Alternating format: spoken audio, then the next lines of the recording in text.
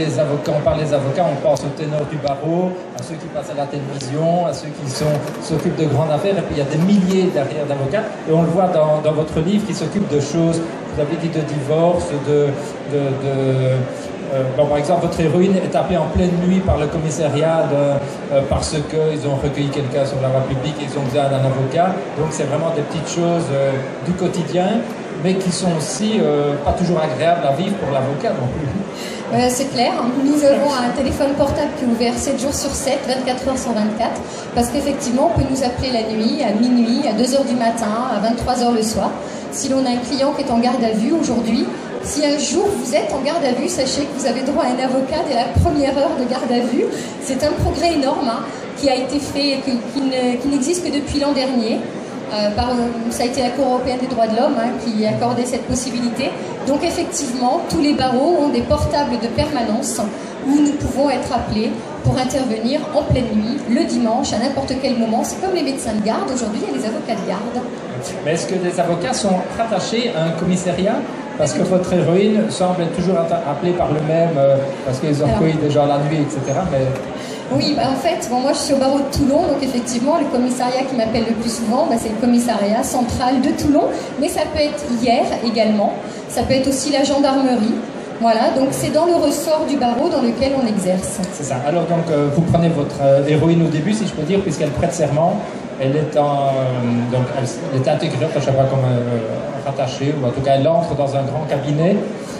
Et on voit dès le départ, bon, il y a deux avocats, un homme et une femme, et dès le départ il y a un rapport de séduction qui s'introduit de la part de l'avocat, et la jeune femme doit un peu se situer par rapport à ça.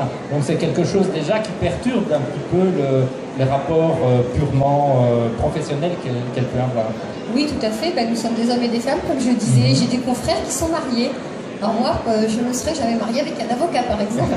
Mais j'ai des confrères et consoeurs qui sont mariés ensemble. Et effectivement, nous sommes des êtres humains.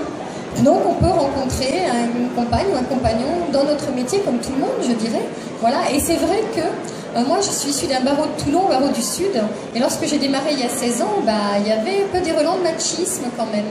Et surtout à l'époque où j'ai démarré, les femmes n'étaient pas encore majoritaires au barreau. Donc effectivement, il y a eu des comportements d'hommes, comme toutes les femmes ont eu à connaître. Et c'est la raison pour laquelle aussi dans mon livre, j'en parle. Alors, c'est un livre très drôle, il faut quand même le dire, parce que là, on parle de choses sérieuses. Mais c'est un livre très très drôle qui nous présente tel que l'on est, avec effectivement nos défauts et puis nos qualités. Oui, et alors, par exemple, il y a une soirée festive, je dirais, où votre héroïne se trouve piégée en quelque sorte, qui ne supporte peut-être pas aussi bien l'alcool qu'elle le croit. Et bon, alors là évidemment c'est les sourires en coin, c'est les allusions. Oui, mais je veux dire, on a des soirées au barreau. Ça me semblait important d'être dans ce livre qu'on a notre soirée, la soirée Beaujolais.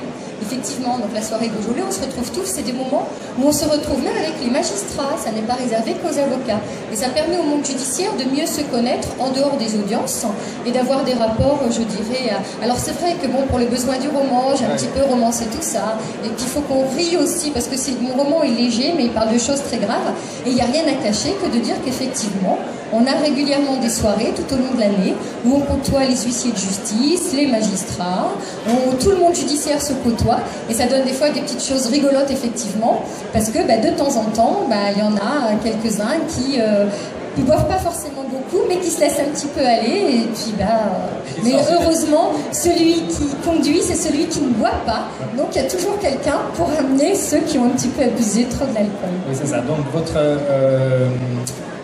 votre roman parle d'un métier d'avocat, mais il y a quand même une petite histoire, c'est son rapport avec un policier, un officier de police qui s'appelle Nicolas, et qu'elle rencontre de manière un peu fortuite tout au début, sur l'île de Gien, donc à un autre bien plus loin, et qu'elle retrouve dans son métier, et c'est un petit peu un fil conducteur du livre. Tout à fait, mais effectivement on est amené à côtoyer la police, beaucoup dans nos dossiers, lors des gardes à vue, mais pas seulement. Lorsque les gens sont présentés au tribunal correctionnel, les policiers sont là pour escorter les détenus, et puis pour assurer la sécurité aussi. Donc les policiers font partie de notre quotidien. Donc comme je parle de notre quotidien, je parle de tous ces métiers que l'on côtoie, et aussi les huissiers de justice. Et alors justement, vous dites il y a beaucoup d'humour, mais il y a des situations très graves. Il y a notamment une histoire dans votre livre, c'est cette dame qui est battue par son mari. Et ce qui est intéressant, c'est que l'avocate va trouver le juge, vous direz quel type de juge, je ne sais plus exactement, pour demander qu'elle soit protégée, et la juge refuse. Oui. Ça m'est arrivé, hein.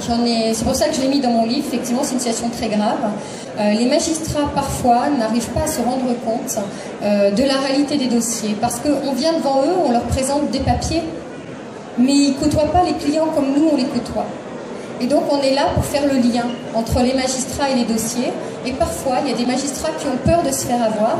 Et en l'occurrence, elles refusent effectivement les mesures urgentes. Et sans dévoiler ce qui se passe dans le livre, ça va avoir des conséquences extrêmement importantes et dramatiques. Voilà. Et c'est des choses que l'on vit tous dans nos cabinets. Il n'y a pas un avocat en France qui ne vous dira qu'il n'a pas rencontré un jour cette situation. Voilà. Donc après, dans le livre, on voit comment les a réagi. Bon, moi, je n'ai pas réagi comme elle. Parce que c'est vrai qu'elle est confrontée à ce qu'elle considère vraiment comme une injustice, et elle réagit avec ses tripes, on pourrait dire. Complètement. Et donc, elle est soumise normalement à un devoir de réserve, ou en tout cas de respect pour... c'est pas son supérieur, mais pour... C'est pas supérieur, mais comme les magistrats nous doivent le respect, on leur doit le respect. Mais par moment, ça peut déraper, c'est une réalité aussi.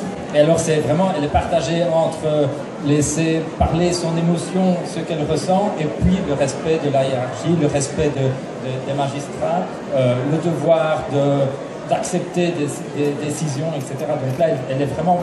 Elle est partagée, mais on a tous eu de toute façon des clashs avec des magistrats un jour ou l'autre, hein, ça arrive, faut pas se leurrer, je veux dire, on est des êtres humains comme tout le monde.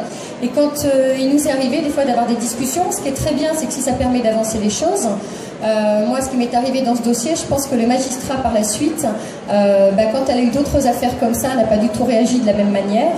Et il y a un respect mutuel qui s'est instauré, donc heureusement, elle a appris après à savoir que dans mes dossiers, hein, quand je lui demandais quelque chose, c'était pas, surtout qu'en 16 années d'avocature, c'est la seule fois où j'ai fait une demande de mesure urgente et c'était justifié. Donc moi, je l'ai très mal pris à l'époque. Mon héroïne le prend très mal. Mais c'est aussi de cela, je dirais, de toute chose négative qui peut se passer, après, génère du positif. Donc du coup, on évolue en tant qu'avocat, mais les magistrats évoluent aussi dans la façon de juger et on est là, nous aussi, pour pouvoir leur permettre d'évoluer.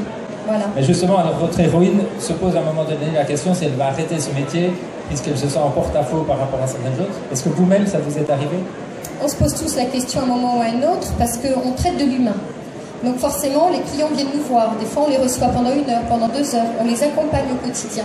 Moi, j'ai des clients qui, des fois, m'appellent pour une naissance, pour un événement heureux, pour un événement malheureux. Il y a des liens qui se créent. Et c'est vrai que lorsqu'on est déçu d'une décision de justice, alors qu'on a estimé que la décision est injuste, j'ai des confrères, moi, qui pleurent des fois, surtout, notamment en sortant des assises. Lorsque vous avez le sentiment que vous défendez quelqu'un qui est innocent ou que vous trouvez que la peine est trop lourde, nous, on y va avec nos tripes.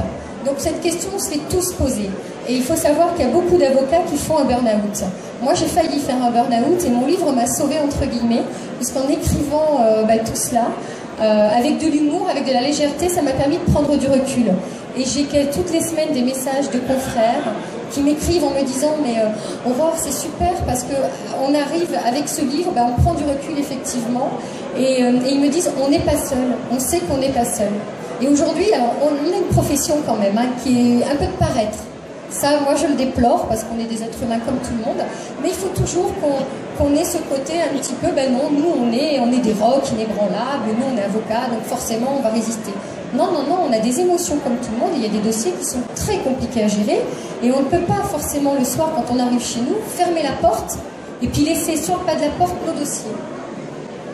Alors vous écrivez une phrase qui peut paraître surprenante pour quelqu'un de sérieux. Vous dites il y a autant d'avocats que de conception de la défense et de la justice. Or on a l'impression quand même qu'il y a des lois, des règles et que l'avocat défend ou est chargé de défendre ces règles, mais qui ne peut pas avoir de conception différente. Ah ben si, bien sûr, il y a des avocats qui sont pour la peine de mort, d'autres qui sont contre la peine de mort, il y a des avocats qui estiment qu'il faut plus faire, qu'il faut sanctionner lourdement certaines infractions, d'autres qui estiment qu'il faut plutôt éduquer, bien sûr. Puis sur des dossiers, nous n'avons pas forcément tous la même vision des dossiers, notamment sur des dossiers pénaux, on n'aura pas forcément la même défense. Certains confrères vont adopter une défense de rupture, d'autres ne le feront pas, donc effectivement. Et puis, moi j'ai l'habitude de dire que notre métier, et chaque métier d'ailleurs, il en est ce que l'on en fait. Voilà, donc nous sommes tous différents, nous avons tous des opinions différentes. C'est ce qui fait d'ailleurs, je pense, le fait qu'on se retrouve avec certains clients, puis pas forcément avec d'autres aussi, puisqu'on se choisit avec les clients, ils nous choisissent, mais on les choisit aussi, on a le droit de refuser des dossiers, de refuser des clients.